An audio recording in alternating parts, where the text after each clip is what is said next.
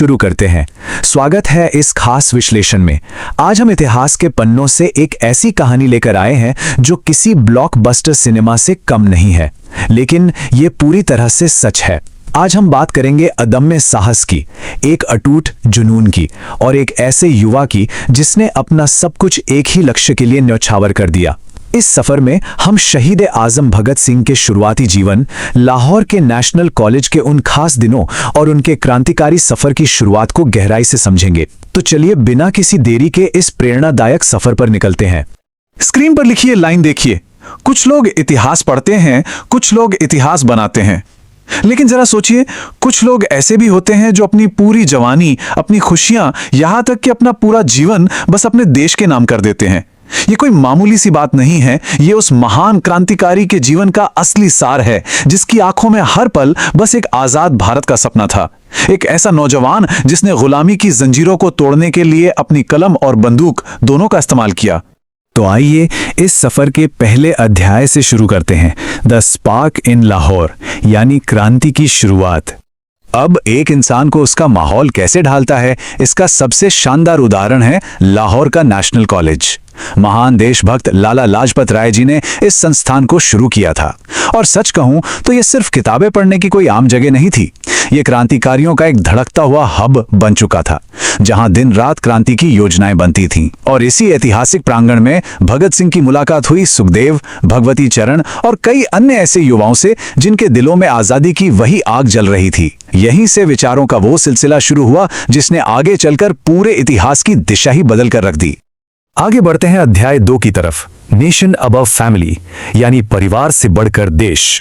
घर छोड़कर कानपुर जाने से पहले उन्होंने अपने पिता के लिए एक खत छोड़ा था। उस खत के ये शब्द बहुत गहराई रखते हैं।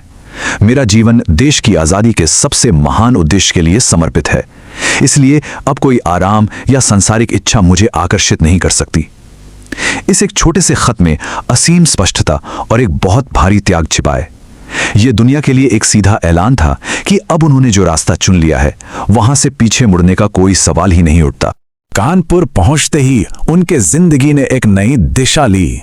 यहां उनकी मुलाकात महान देशभक्त और पत्रकार गणेश शंकर विद्यार्थी जी से हुई और उन्होंने उनके अखबार प्रताप के लिए काम करना शुरू कर दिया।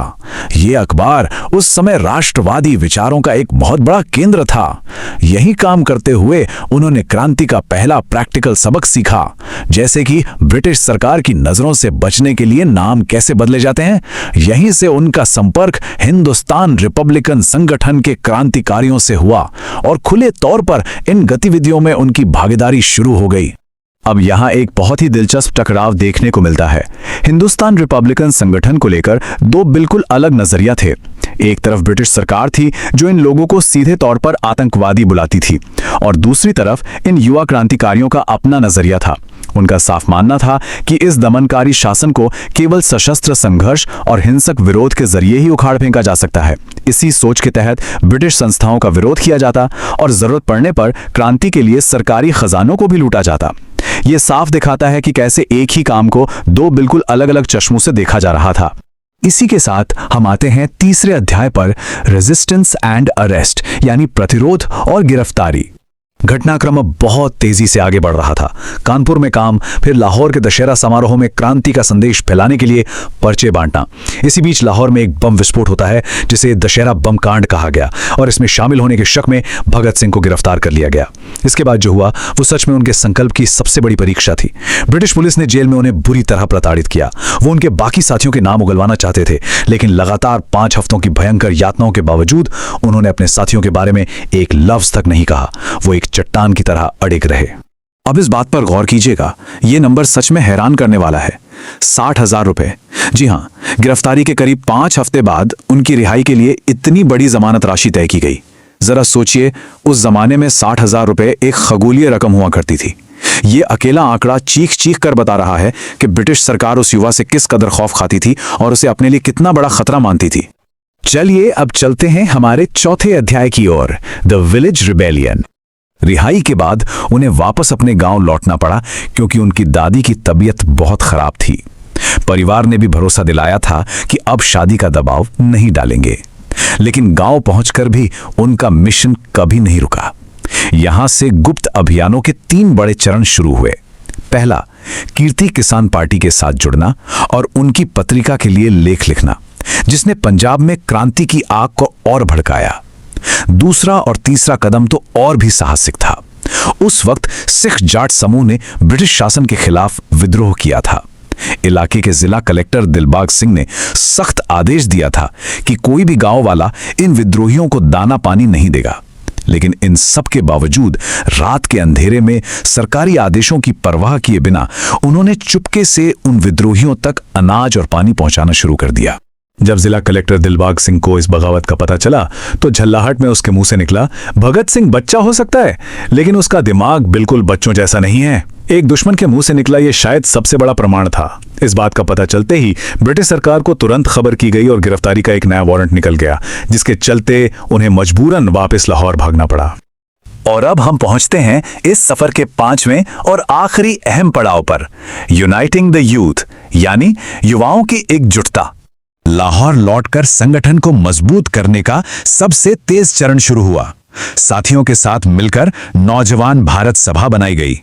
इस संगठन की सबसे बड़ी जीत ये थी कि इसने हर वर्ग और हर धर्म के युवाओं को एक साथ खड़ा कर दिया।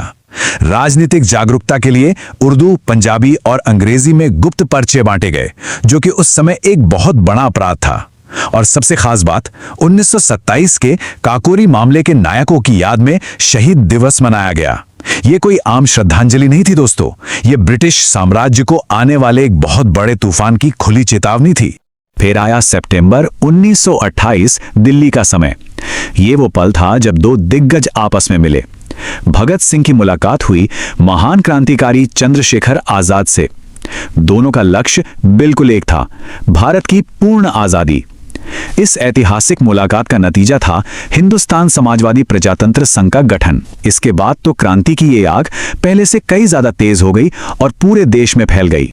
एक साधारण युवा जिसने अपना आराम, अपना परिवार और यहां तक कि अपनी जान की भी परवाह नहीं की। अंत में एक बहुत बड़ा सवाल हमारे सामने आता है, सच्चा देश प्रेम सिर्फ बातों से नहीं बल्कि त्याग से साबित होता है। एक ऐसे विचार के लिए अपना सब कुछ न्यौछावर कर देने की असली कीमत क्या है, जो इंसान के शरीर के मिट जाने के बाद भी हमेशा जिंदा रहता है। जब भी भारत की आजादी की बात होगी तो इतिहास हमेशा सबसे ऊंची आवाज में एक ही नाम पुकारेगा, शहीद आजम भगत सिंह। इसी विचार के साथ हम आज का यह विश्लेषण यहीं समाप्त करते हैं।